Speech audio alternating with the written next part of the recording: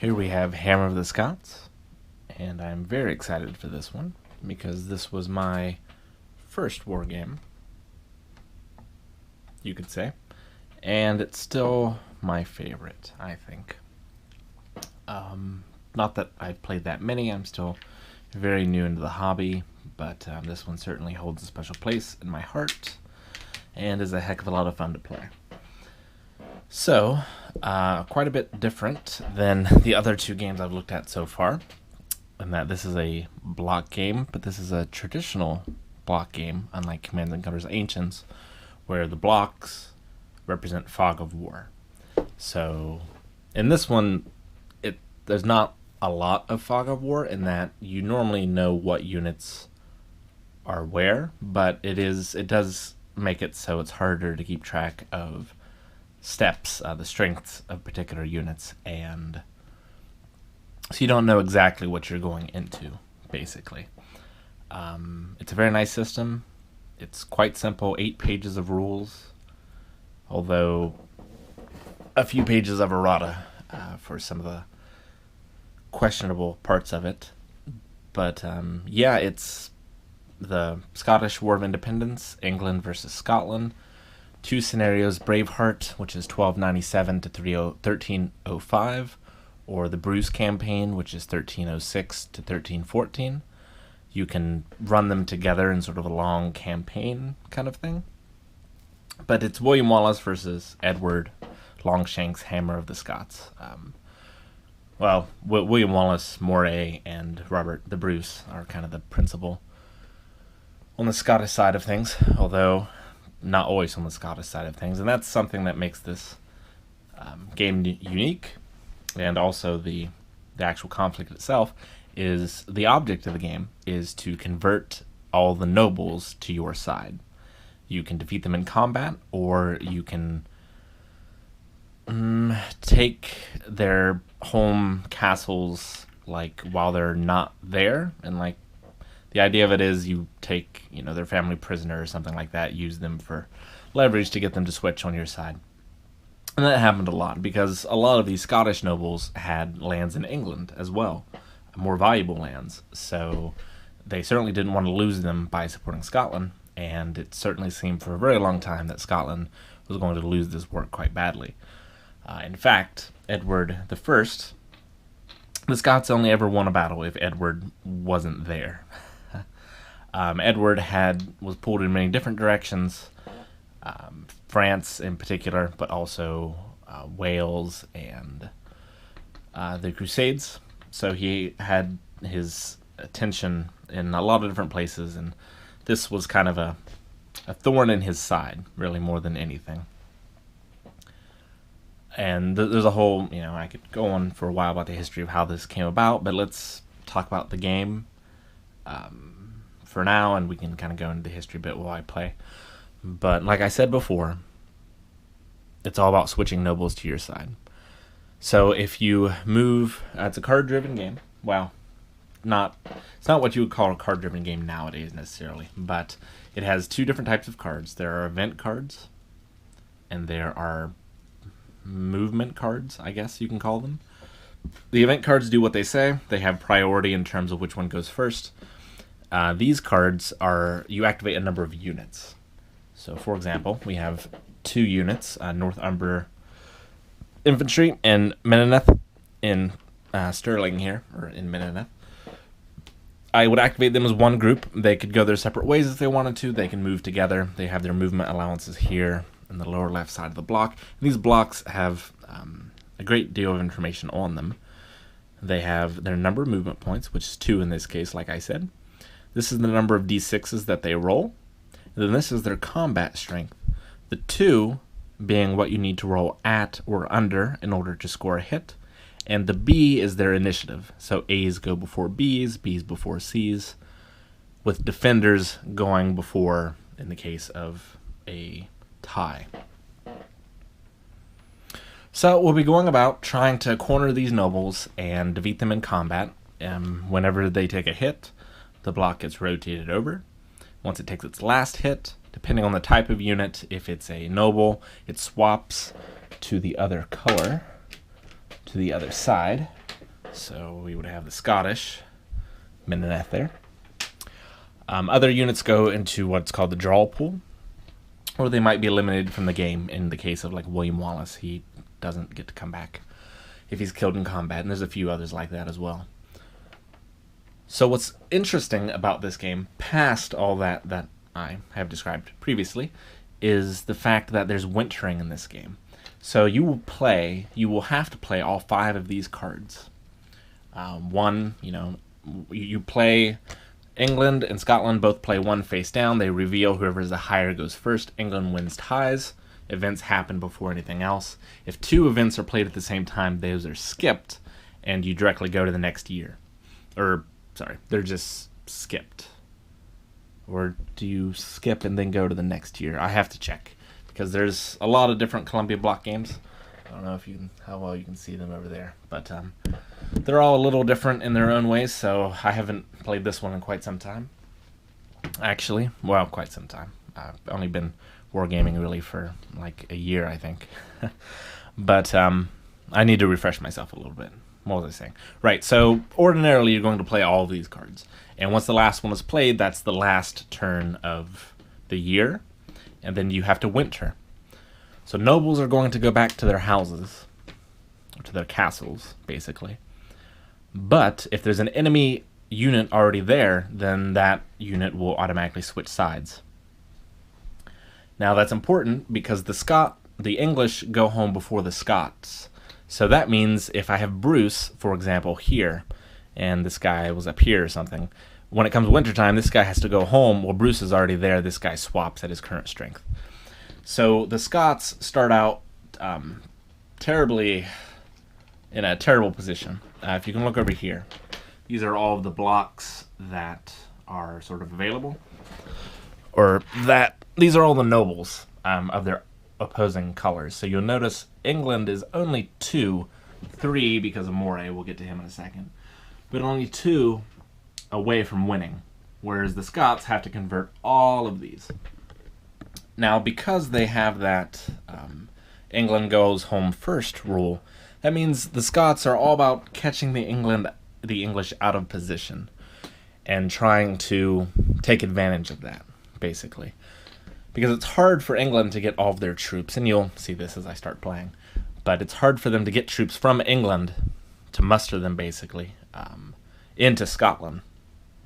So that takes a lot of their cards, a lot of their movement points, whereas the Scots are much more mobile in Scotland, as you can imagine.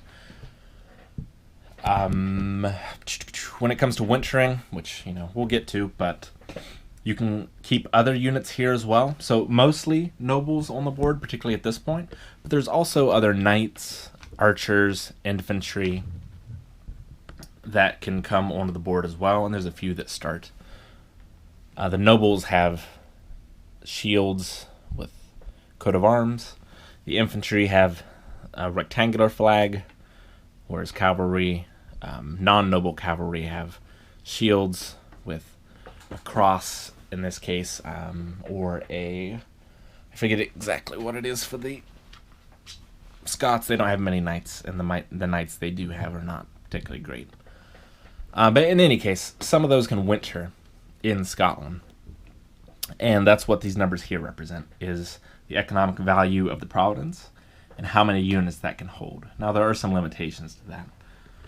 Most of the English units go home and have to be recalled every year, with 2 exceptions. One exception is infantry. They will stick around if there's enough to support them, the number's high enough.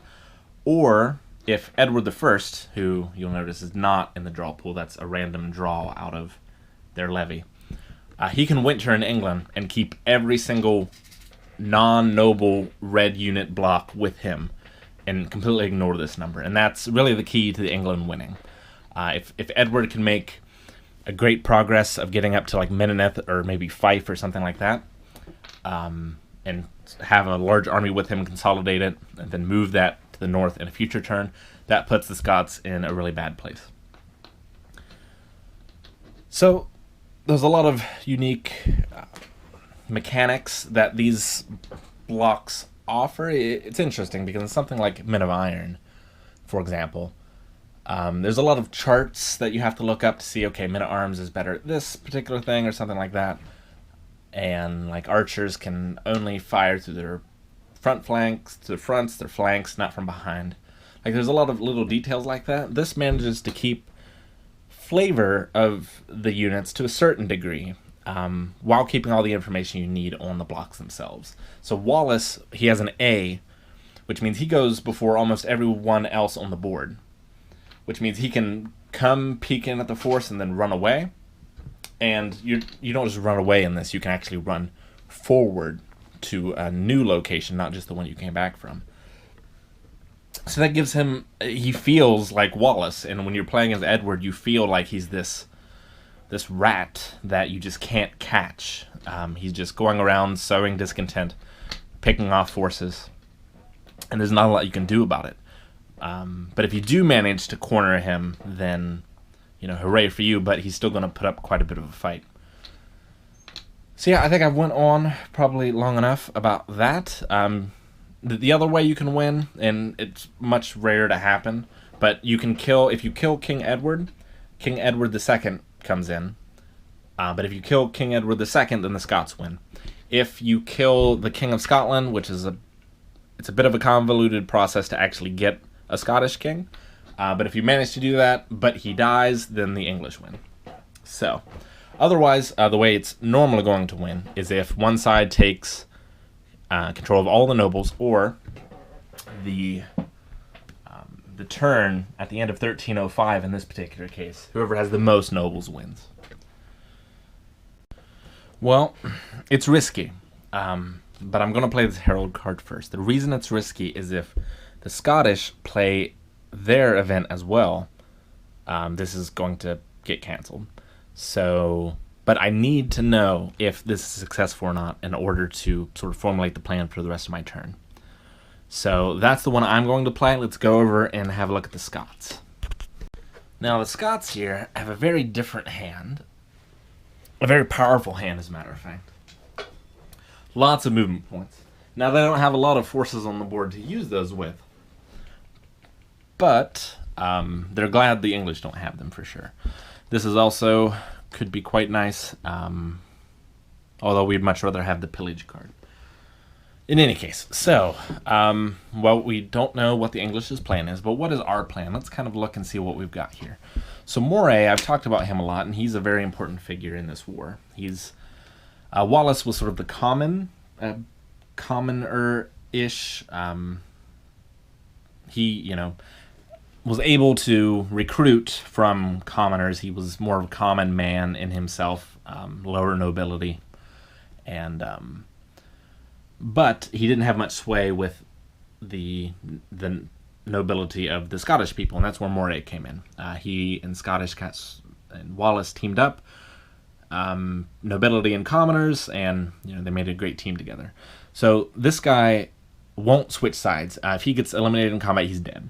He's basically loyal to Scotland until death, unlike the rest of them. And other than that, he's just like every other noble, though. 3 steps, so on and so forth. So he's got Fraser here, which is some infantry. We have Grant here. And then Wallace is our ace in the hole, basically. 4 steps, A and 3. So just an extraordinary unit. Great at ambushes, as we will see. And he has quite the force with him as well. So the question is, Victuals does nothing for us, so we're going to be playing one of these, which is good for the English, but we don't know that. So the question is, what do we want to do? Now we know that Galloway and Bruce are vulnerable down there, and we really don't want to lose Bruce. So I'm thinking of possibly consolidating them together in, say, Carrick, maybe? And then maybe even pushing forward with them into, like, Lanark or something like that. We could maybe do it in Lennox or something. I'm not sure. But getting them together, I think, is a good idea. And Galloway it's pretty easy to fence him in because there's only 2 ways into Galloway that he could retreat from. So I think that's a good option. We want to take Sterling. We're just going to hope that the other side doesn't have what it takes to stop us. And then with our third, so I'm basically saying we're going to be playing the 3 here. We have a few options. We could take Moray up into Ross and take care of this. I mean, he has such a small role in the game, I find, but just because he's so out of the way. But the other question is, where else would we go? I mean, we could come over and hook up with Grant here and then really make a concerted effort into Buchan and Angus territory. That might actually be better. I think that's what I'll do. So we're going to play this 3. We reveal. And obviously we have a 3 and obviously a Herald. So Herald happens first. He speaks of Bruce. Dice. Got to roll proper color. It's very important.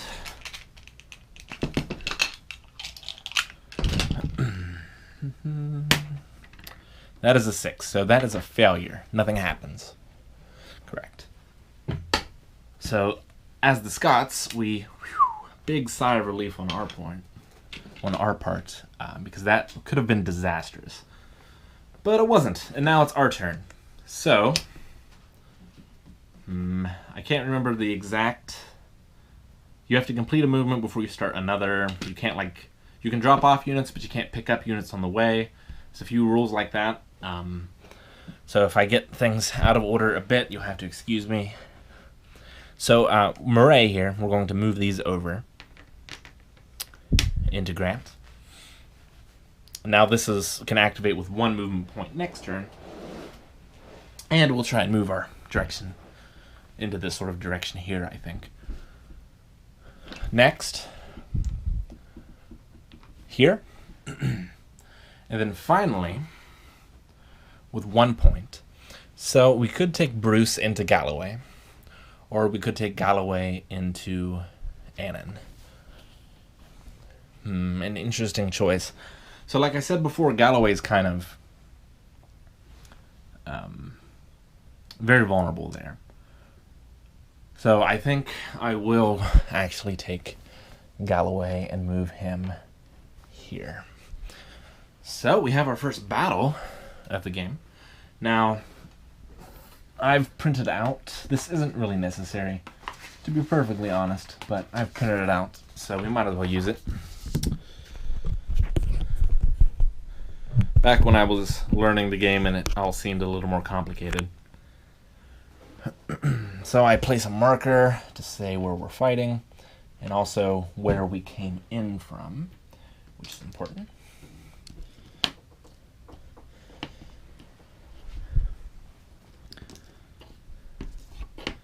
Basically, this just helps you line up people for initiative purposes. So, A's go first. So Wallace is first. Now, Wallace can choose to fight or to flee. You don't have to fight in the first round. That's different than a lot of Columbia Blocks games and a lot of war games in general, I'm finding. This is one where, in fact, that's something that gives the Scots a major advantage, is they can see what's there and then just kind of move on. Or if you're defending somewhere, you can move out if you're vastly outnumbered. But in this case, I think he wants to inflict some damage. I think he's more than capable of it. He's going to be rolling 4 dice, and we're looking for 3s or less in this case. And also what's nice is it's big chunky blocks. I can drop the dice in, and, well, I was going to say they don't move, but I guess they do. So that's going to be 2 hits. Now, hits in this are applied one at a time, and they're applied at the strongest block. So this has 4, now it has 3. So that's 1 hit. The next hit would be the strongest block, but now they have an option. Well, they're going to take it here again, but if they were to take another one, they would have to take it here.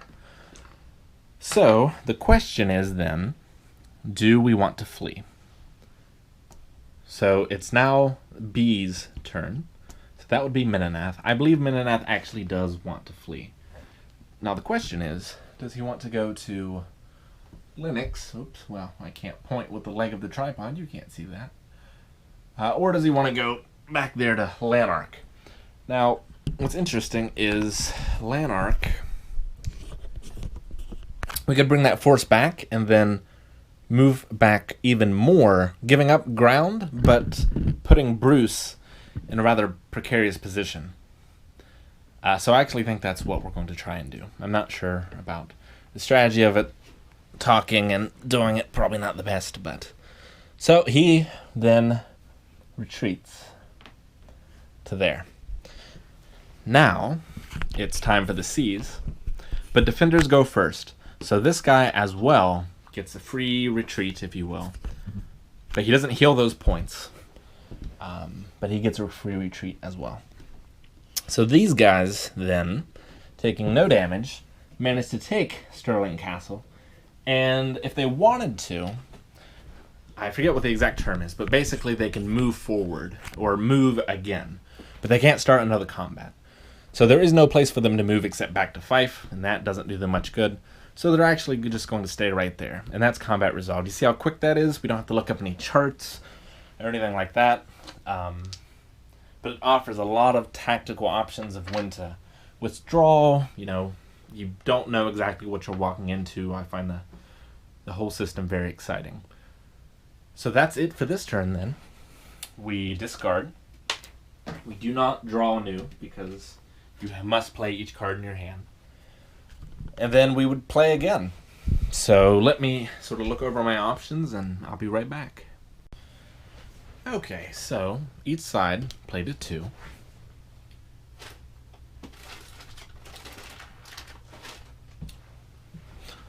Which means the English goes first and wins ties, which means I should have set the camera over there. But oh well, time for a trip.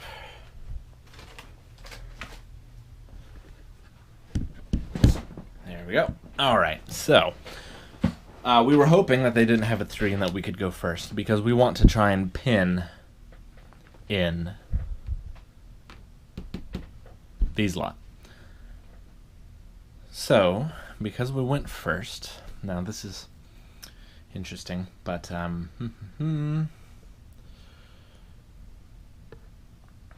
we want to... It's going to be impossible for us to block all of their routes of retreat. There's just too many options. Now, there's not a lot of good options for them. Carrick is really the only good option. Galloway, a little more so, I suppose. Oh, well, actually, yeah, I thought about that a bit wrong. I mean, this is really the only option we had anyway. But it cost 1 movement point each to move someone out of England into Scotland. What I was planning on doing was moving 2 out, and then this unit. But I can't do that. I can only do 1. So that makes things a bit more problematic. Now I'm thinking of doing this anyway. This is very scary, obviously. But yeah, I'm hoping that we can have a force come in here, a bit of a force coming in here, and then driving off Wallace is kind of the general plan and idea. I don't know how good of an idea that is, but it is the idea. So I'm going to take these 2 nobles into fight with 1 movement. And this activates as part of that, but it can go elsewhere. And it has to, because this is a red border. Don't know if you can see it. But that means only 2 units can cross. And they must stop when crossing. The black is 6 units, I believe. So this guy has a movement of 2. We have a lot of options for him, but I want to block out their route of this retreat, I think. So that is R2. We have a battle here, and these guys came in from this direction, so that's locked down. Oh, that's only 1. So now a second. Well, for the second, because this battle is actually favored in this side, because defenders have defending nobles roll, get their combat increased, then that means we're going to bring 1 in as reserves. Now the question is, do we want to bring in the infantry, which are going to stay around, or the knights, which are better in combat but will not stay around? Well, I want to get more of a presence of England on the board, I think, so I'm going to bring in the Lancastrian infantry as reserves. And to denote that, I'm just going to put them face down. So now we go over to the Scots. I guess we'll do another move over. I don't know if this is better or if it's better to stop and start the tape. So, and you'll notice all those moves happen before Scotland has a chance to react. So now they could come in. And in fact, England didn't consider this. But we can come in with Wallace and join this battle. There's nothing stopping us. Now there's only there's a line here, a red line, which means we can only get 2 units over. But that restriction of 2 or 6 only applies to the particular player, right? So England can move 2 over and Scotland can move 2 over. So just because England moved 2 over doesn't close off the border. Now that's a fight that we could very much win. But it does leave this very important section of the board open. So, good questions, but since we can't move that group because Bruce is pinned. You can't move away. One block pins another, basically. So because there's 2 that were coming in and 2 that were there, nothing can move. So we're just going to do this one over here, actually. Oops, we showed them our forces. How dare us. That's an obvious for us. Now the other question is, though, what are we going to do with these? It's important that we take Stirling. We have quite a few movement points left, though. So I think it's worth it for us to move in Wallace and Douglas, which will be coming in as reserves in this direction. I'll put them face down. And then we'll move Berkeley up as well. And he'll actually stay here is kind of his general idea. Until winter, hopefully. So the player that won initiative gets to choose first. It doesn't really matter in this case. It could matter because you do a battle, and then if there's retreats or things like that, they could put units in somewhere to block off a retreat of another. But because we're on other sides of the board here, it doesn't matter. So I'm just going to do the one closest to me.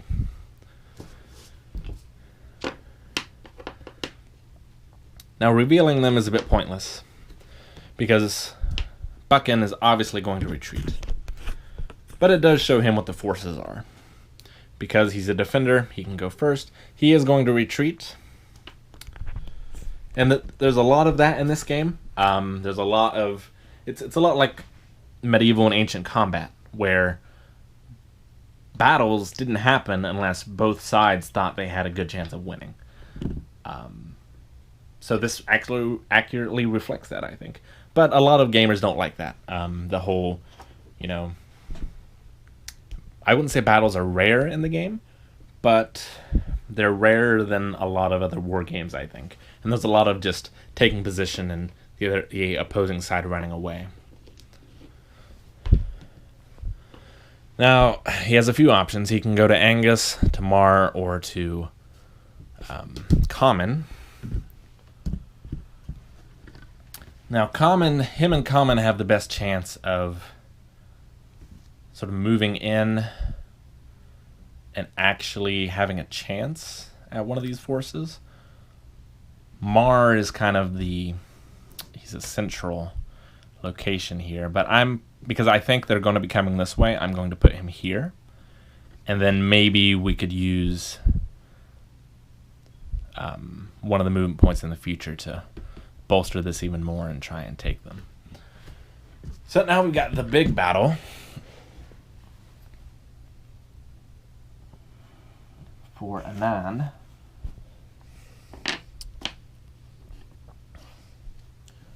Those are defending. We have 2 in reserve. You do not have to show your reserves. And I have to be careful when I pick up these blocks to not change their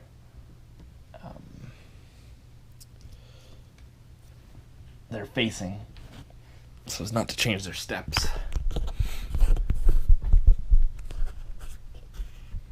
Okay, so well, these are defending, so they get the first option. This doesn't look particularly great, but because of this, I think we're fine. So we're actually going to fight this battle. So we roll one at a time because we're fighting in Annan, which is Bruce's home territory. He is actually a B3 now. So he has 4 steps, 4 dice, we hit on 3s or less. Only 1 hit. So I'm going to take it on Meneneth because it's going to be very difficult, I think, for us to take back Stirling. So we want them to get Meneneth at his weakest possible. Now it's time for Galloway. He has 3, and he hits on a 1 or a 2. And he misses. Where'd that dice go? I'll find it in a second. Okay, now they get to fight back. I'm just going to roll theirs together because they hit at the same. So 5 dice on a 1 or a 2. We get 1 hit. So we're going to take that on Galloway. And now reinforcements come in. They could have retreated. Actually, but this guy... They could have, let me think. I mean, it's too late now. I rolled the dice, right? But they could have retreated, leaving this guy. This guy would have still had to have come in. But he's only an infantryman. Let's just go ahead and do this anyway. It's poor play, but I'm going to do it. Because I already rolled the dice. Hard to think and talk at the same time. So now Wallace is going to come in and he's going to wreck 4 dice. 1, 2s, and 3s. Only 1. Not bad. So he's going to take that on the Lancastrians here. Back here, 4 dice. 1, 2, or 3 for Bruce. Oops. It's going to be 2 hits. So 1 and 2. And then 2 for Galloway. No hits. Okay, now back to here. So we have that question of if we want to flee. Well, I think we very much do. There's no way we can win this, especially because combat can only go 3 rounds anyway, and there's a forced retreat. I believe it's during the 3rd round. It's either during or after. Again, I'm getting this and Crusader Rex kind of mixed up in my head, because I know they handle it differently, but I can't remember which one handles which. But yeah, we're running away. So, although, So, our question is, do we run away? If we run away, we might be able to... Where would we run to, is the question, though. Because there's all those red borders around there. We can't run back into England. I guess we can run into Carrick, can't we? I think there's nothing against that. Because either we run away in the hopes that we can use that force to then fight against, to combine it with another force to then fight against Wallace and his lackeys. Or we stay and fight, get these guys purposely killed because we want to make them as weak as possible when they switch sides during the winter. We still have 3 cards left. I think it's a bit premature to do that at the moment, so we are going to retreat. We're going to retreat these 2 because I don't think the infantry is going to last. So I'm going to take them from Annan into Tivo. It's a red border, but that's fine because I don't think the infantry is going to last anyway. You might, but these guys get to go first. 4 dice, hits on 1, 2, or 3s. The Black Douglas, though this might be his father at this point. Gotta be careful. Only 1 hit. So he is alive, amazingly. So he will retreat. And he's actually going to retreat into... that's a good question, isn't it? Let's actually bring him up and back into Galloway, I think. Alright, so these guys stand up and can redeploy. I think that's the term of it. I think my daughter is coming down to join me. So I'll have to take a break after this. And then we can move. Where do we want to move? I'll think about that and then I'll come back. Okay, well, it's been a few days since I've had a chance to play this, so obviously I've forgotten everything. But fortunately, a great thing about this game is it's pretty easy to just leave and come back to.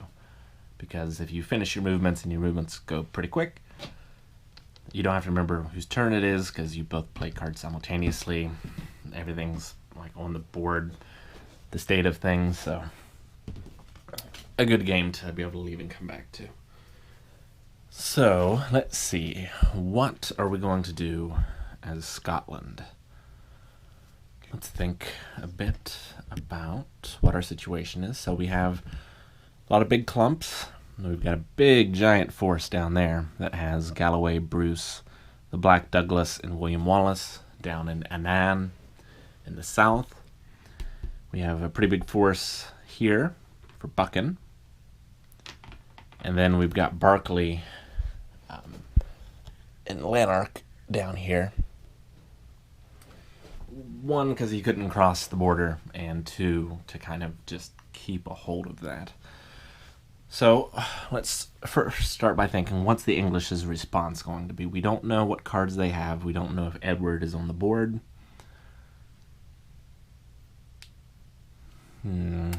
It's going to be really tough for them to fight that force in Annan. They're either going to have to consolidate first from England in a place and then come in, but they're going to have to come through Carrick if they're going to do it with any sizable force because of the borders. That just doesn't look likely right now. So the question is then, and up here, they might pool their forces together and try and challenge this, which is possible, but they're pretty separated, whereas we're fairly contained. So I think we have a pretty big advantage here. And this is empty, but I don't think they have anything that can take this. So the question is then, what do we want to try to accomplish with our big forces? We could just camp out here for the rest of the 3 turns, and we'll take Buchan. Although we'd prefer to try and take Angus as well, I think. So we can have 3 crossings there. What's our forces look like? We know that this is Angus and Buchan. We know that those are B2s with a 3. So if hopefully they'll get lucky on the first roll and kill Murray, and one of them will be at a B3. The other ones will be at a B2 because he's defending his home territory. So we definitely don't want to lose him on that attack. We could come into Mar instead and force him out. It's a difficult question, right? Because we don't want to leave this empty. We don't want to give them the defender's advantage. Are we happy just holding Buchan at this point? Or do we want to go further? And the same question we have down there in Annan. I guess we already have Bruce, so the question is, do we want to take the fight to England? We might have gone a bit too far south, to be honest. I don't know really what we're going to do down there. If I remember correctly, we went down there to protect Bruce. That job's done, pretty much. So maybe backtracking with that army, making sure we hold Menoneth with it, which I think is going to be key. Maybe trying to take Lennox as well. Lennox. Wouldn't be a bad idea. So that's probably the general idea. Let me think about exactly what's going to happen, and then I'll be right back. Okay, well, the Scottish plan. Considering I only have 2 movement cards left, and that's 2 for this year, then we need to get people back in winter quarters. So my idea is to activate. This is going to be tough, but I'm thinking that we activate the Douglas block and then Barclay. we take Bruce and Galloway into Galloway along with Barclay. He'll be reinforcements to get them out of Galloway because we don't want to lose him, obviously. And then the rest of them will come back to Lennox. Well, actually, we might take them to Menoneth, to be honest. How many can Lennox hold? It can hold 2 with Glasgow, and Wallace can teleport around, so that's not too big of an issue. So basically, at the end of this, ideally, I want to hold. Well, okay, Lennox might be a bit much. Then I want to hold. Make sure we keep Bruce and Galloway. Make sure we keep Menoneth and what is this? Lanark, and then just keep this as well. So that's kind of the idea. So we're going to play 2, and then let's go over and look at the English side of things. Turn this off. All right, so we're in a worse situation, you could say. Now, the Scots, our options are pretty limited. We have taken a few hits here, so I'm thinking about possibly playing pillaging from here, bolstering this. They don't know necessarily how weak this is. I mean, like when I was setting over that the Scots side, I hadn't looked at the English side yet, and I've completely forgotten and had assumed the worst on this side of things. Had I not taken a couple days off, I probably would have remembered. But I'm not going to use that in my Scottish side of things. I'm going to go to the impression that I had when I sat down at the table. So they're probably going to overcommit on this. But obviously, as the English, we don't know that. So I'm thinking of playing this, getting it out of the way, basically, because it is usable now. We can take a couple of steps lost here, and maybe that will make them second guess any sort of attacking. So we are going to play this, and we reveal. Events happen first. 2 simultaneous events did not get played, so they don't get canceled. So this happens. So we choose that, and we get 2 steps. So 1 and 2, and then they lose 2, and I'm pretty sure that works just as in battle, where you have to lose it from the healthiest unit. So we're going to take 1 here, and let's go ahead and take 1 from Bruce as well. So they're not exactly healed either. So on this side of things, yeah, we need to take this. So we're going to go with our original plan of things. And we're going to send Bruce and Galloway over as sort of the main attacking force in this direction. And then activate him to bring him in as reinforcements. Wallace and Douglas, on the other hand, have a maximum speed of 2. So we could take them over and camp out in Stirling, which I think was our option, or was our plan, really. So we're going to stick with that. So we can't get there in 2 moves, though, can we? Well, I mean, we might as well beat up Lennox on the way then, right? I see no reason not to. So, we have a couple of battles here. English choose first. I don't think it matters a great deal, to be honest. So, let's try. Well, I suppose it might. Right, let's do this one first then. They're going to reveal. And we have to be very careful to keep steps. There we go. And we have Lennox here. Let's take that. Where's my dice? What did I do with them? I don't think I moved them. So Wallace is going to get first shot. 4 dice. Hits on 1, 2s, or 3s. Which is going to be a bad day for Lennox, I think. What on earth did I do with my dice?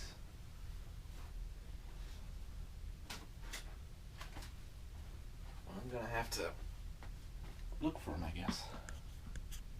Well, can't find them at the moment, so I just picked up some other ones. So let's have Wallace go first. 4 dice. Hits on 1, 2s, or 3s. Look at him go. And that's a feeling that the English are going to be feeling a lot throughout this game. A contempt for William Wallace. So that kills him. So we get to see the first switching of sides. So he immediately comes back and joins at a strength of 1. So he's now on the Scots side. And, fortunately for us, according to plan, if you will, we can regroup or reposition or whatever it's called. So we can... holding Linux could be a bit of a problem with just him. Fortunately, it has a Glasgow here, so it can hold an additional unit. So the question is, do I want to leave Douglas here or Wallace? I'm going to leave Wallace here. Now, obviously, the English don't know what's happening, where Wallace is exactly, but I'm going to do that. And I think that's fine. That went as well as can be expected because Linux obviously would have retreated when it came his turn. Although Scott probably would have got him eventually during winter, but in any case. Alright, so let's do this one now. Is this Insight, I think? So we have a reserve force versus this newly healed, thanks to pillaging, in English infantry. So Galloway does not get his defender bonus of his home territory because he's not defending. But these are Bs versus Cs. So we get 5 dice. Hitting on 1s or 2s. Sorry about the glare. I'll do something about that here in a second. Alright, so that's going to be 3 hits. So 1, 2, 3. Now, they're kind of expendable because they're just going to go back into the pool. So they could stay here and do some damage, or the other question is, if I retreat them, what am I then going to be able to do with them? And I'm not going to be able to heal them anymore, is the thing. So I could retreat them and then maybe bring them up into Lanark and try and guard that from the Scots, which is possible, but this force is almost entirely worthless, so I might as well do a bit more damage on Bruce and Galloway. Because Galloway isn't going to be able to heal at all. So let's just do it. And that's going to be 1 hit on Bruce. Back to the Scots. That's going to be 4 dice this time. Only 1 hit. I don't think it really matters at this point, so that's gone. Roll back. No hit. And again, this is the third... Is this the third round? Second round.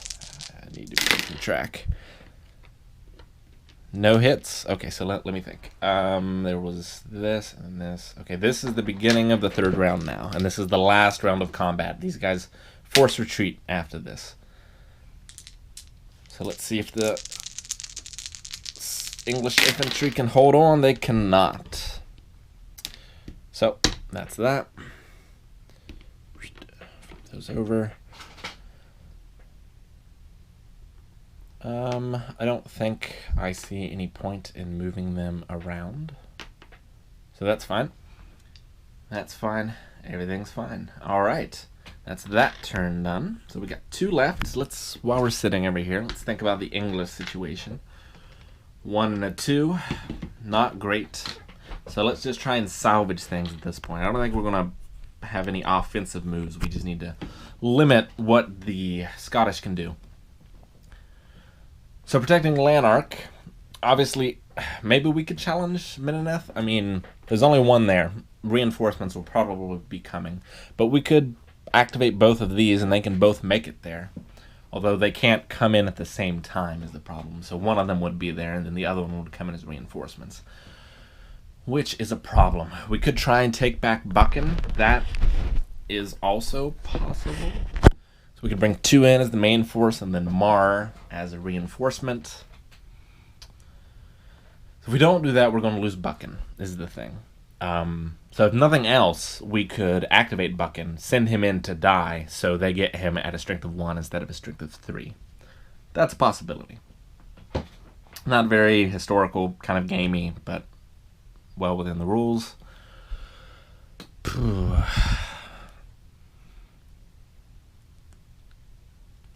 I'm tempted to not let them get Lanark for free. Because I think they're going to fight hard for Menoneth. I don't think they're going to fight for Lanark. I could be wrong.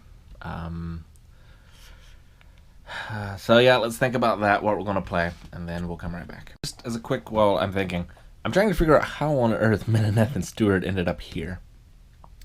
Oh, they must have come from this way, I guess. I can't understand why I would have put them here. I guess I was trying to box in Bruce to come in from a number of different directions, maybe, but this is a terrible place for them. They're basically worthless. I could bring them into Lothian, or to the forest, which is worthless. I mean, any of these red borders, they have to stop immediately, so that tremendously limits their movement and their usefulness in this case, because I would love to get Stuart back here so he can defend his own place, but that's going to take 2 turns to do it.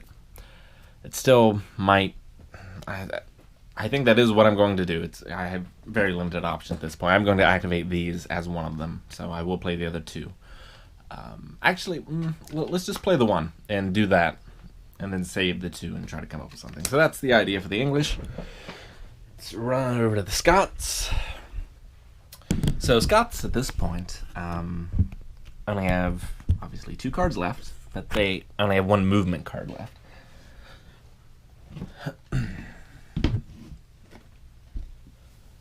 So we can either try and get in position now or react to what the English do.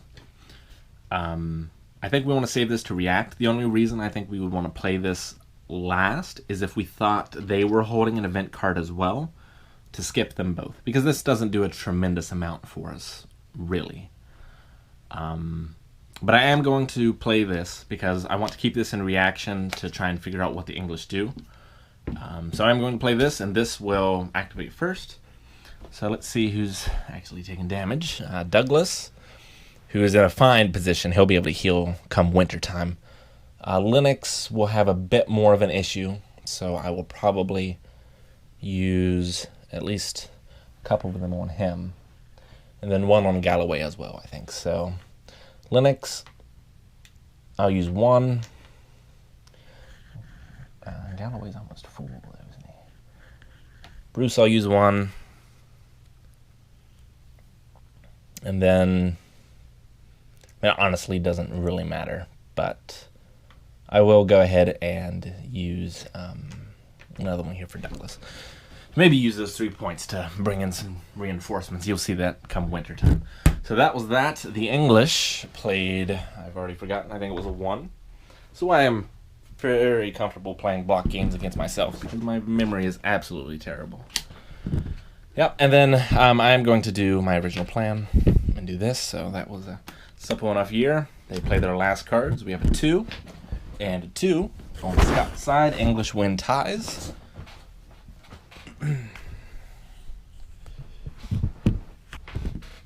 So let's think about this for a bit, and we'll be right back. All right, for the English, send everything in to Menoneth. Big battle at Stirling. This will come in as the main force for 1 activation, and then this will come in as the reinforcements. We'll fight that battle there, and then see what the Scots do. All right, so 2 for the Scots. We would like to contest that. Are we able to, is the question. Where is Barclay? Is he in Carrick? Or is he in Galloway? Oh, that's right. He was reinforcements. That was never needed. But as part of the reinforcements, he could reposition there. So that's fine. All right. Well, yeah, I think 2 then. He'll be fighting the battle, and then the rest of them will all come in as reinforcements. So this is going to be a big one. Let's see how it turns out. So these are our main forces.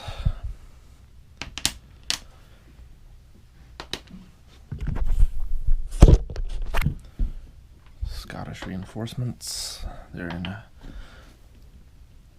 English are in for a bit of a problem here, I think. Once Wallace makes his appearance, it's gonna be the end of them. Okay, so Meneth and Stewart are first on Bs. Thank you. 4 dice, hits on 1s or 2s. If Douglas can't survive, then I'll have to look up the rules as to what happens, but I think he'll be okay. 1, 2. Douglas was the defender, so he goes next. 2 dice, hits on 1, 2s, or 3s. 2 hits. 1, 2. Now reinforcements come in.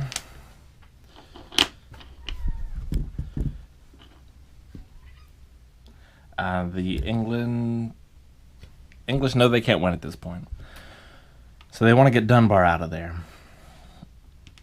But what about the rest of them? Stewart and Meneth are lost causes at this point, I think. And Cumbria can't really go anywhere either. So, yep, they're going to try and get him out. And they'll just leave, or get him out and leave everyone else there to die. So, Wallace first. 4 dice, 1s, 2s, or 3s. Oh, that's going to be 3. So, 1, 2, 3. Okay, now we're at Bs. 2 dice. Miss. So, Dunbar retreats. He's actually going to save Stewart as well. So they'll be heading out to... we'll go ahead and leave Meneth. Send him back as well. And this guy is probably going to get killed by Douglas. Yep. So he's out. So... a tremendous victory for the Scots.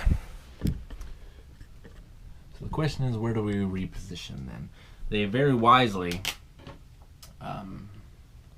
blocked off that route. So not only have they saved Dunbar, but they've also saved Lennox at this point. Or not Lennox, but Stewart at this point. So, I mean, we might as well reposition Lennox to his home. And then let's get 1 and Fife over here. And this is actually... we want to spread out so we're in as many places as possible for recruitment. So that is the end of the first year, 1297, for Hammer of the Scots. So we'll resolve the winter phase next. And we'll be right back. Okay. And now we're here at what is probably the most important phase of the game, which is the winter phase. And you'll see why it's important. Particularly for the Scots. So what happens is, the first thing that happens is nobles go home. So the first thing that happens is all English nobles move to their home areas. So let's turn these around. So Buchan, for example, moves home. But because there's Scottish blocks there, he immediately switches sides at the current strength.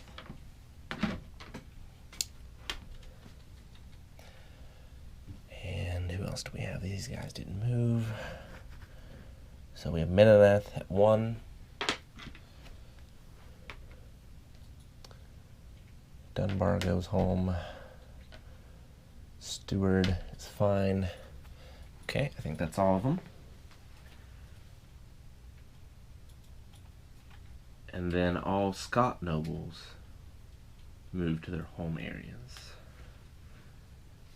So let's go ahead and take care of that.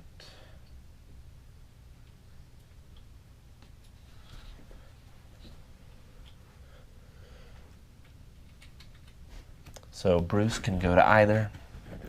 He'll go to Anan. And everyone else, I think, is, well, Moray.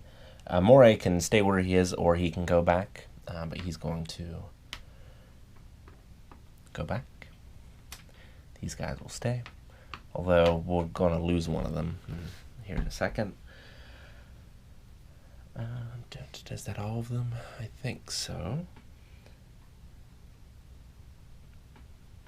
And then all English blocks in England disband, so these 3 that did not get chosen go back into the pool, and we'll be drawing some new ones here in a second.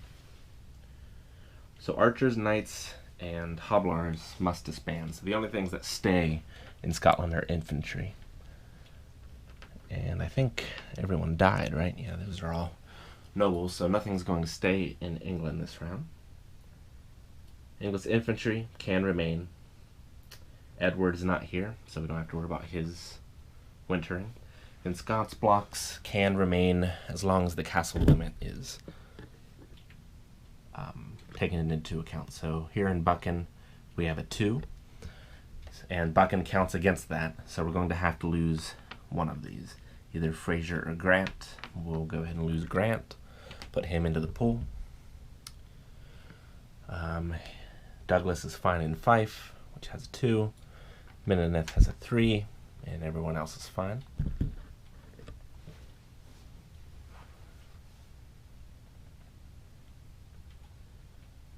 And now we get to winter builds, where you can get replacement points, basically heal, and also get reinforcements, new blocks on the board. So Scottish builds first, and each one you can either heal or you can bring in a block.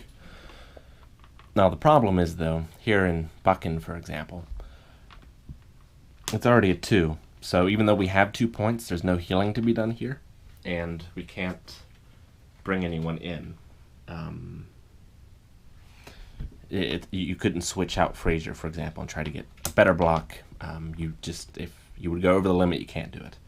And remember, these churches here give 1 additional to the castle points for the Scottish. So Fife, we have 2 plus 1 for St. Andrews is 3. So we're going to do 1, 2, heal Douglas up to full, and then we're going to randomly draw 1. So Graham, add a 1. We added him to Fife. Menoneth, that's 3. So we're going to go 1, 2, and again draw a random 1. Okay, so this is the Norse, which I think, yep, as long as there's C, it can come in. The Norse is a very special block. It only ever acts on its own, so you can't move it as part of a group. But it can move via C to anywhere. And it also is an A block here, you'll notice. So because it moves on its own, though, it can either only be part of reinforcements in a battle or the sole attacker. It can't be both. An interesting block. And pretty powerful, although it's only at a strength of 1. So Lennox here. I'm going to heal 1 because of Glasgow. We have an additional, so we drew Campbell.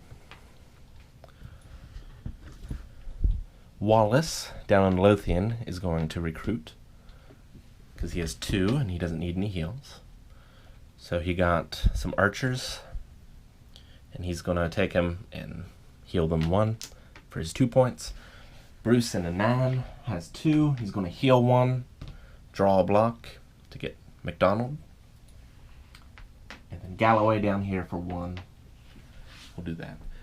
So the Scots, you'll notice, now have a very dominating presence. They've had a fantastic first turn, and that's kind of what you want to do with the Scots.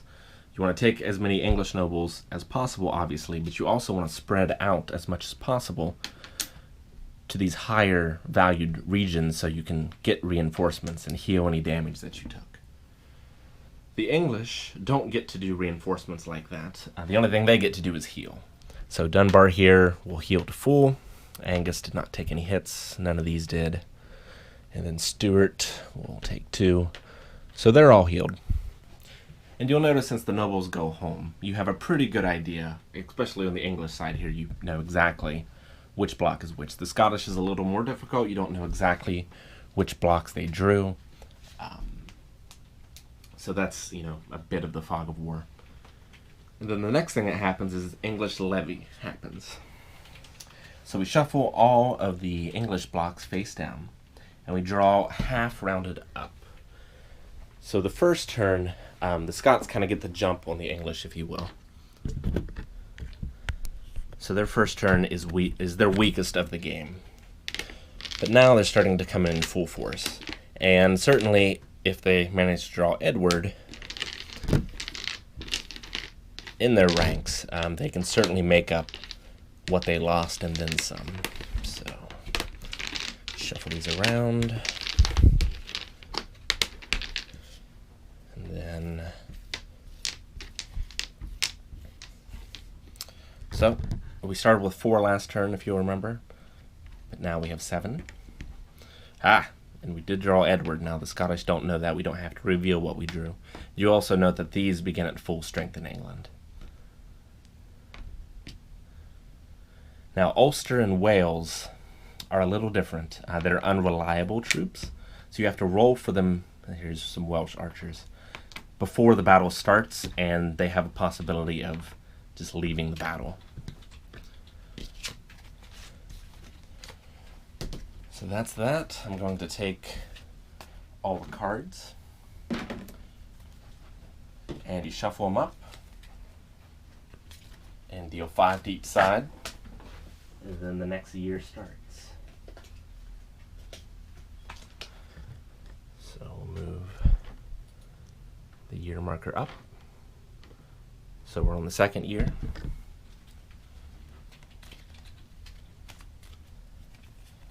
Shuffle these cards. Oops. Get them facing the right way. Now there are a few cards special ones we haven't got yet. There's a truce card that allows you to basically force it so you can't move. The other player cannot move in a way that would begin combat that turn. That includes moving into England. There's also a sea move where you can take some blocks and sort of move them about. Doesn't make a lot of sense if the Scots get that card, but what can you do?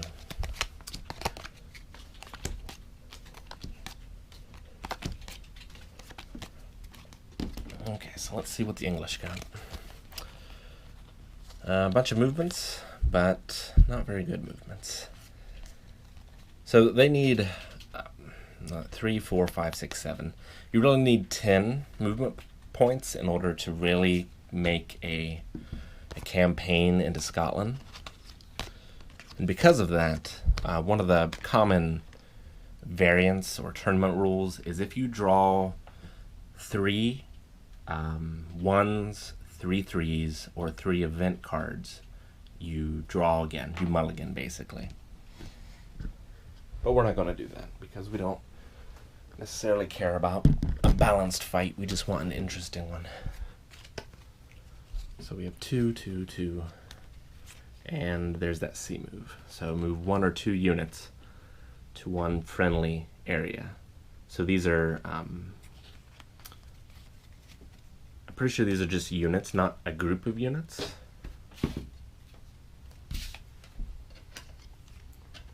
I'll double check that, but I'm pretty sure that's how it works. Okay, so we'll start again at the beginning of the 2nd year here.